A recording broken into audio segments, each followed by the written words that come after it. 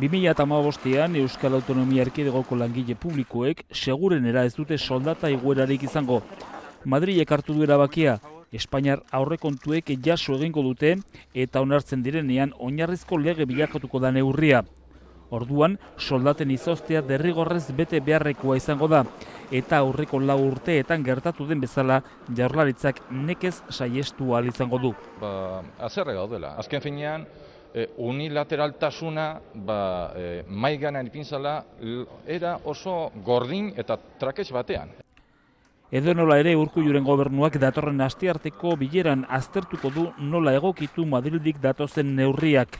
2012ko Gabonetako ordainsariari dagokionez, osorik berreskuratzea da Jaurlaritzaren nahia. Kontu honekin behar dugu ganera, ordainsari estra hori Tribunal Konstituzionalean daukagula, gure nahia hori ordaintzea da.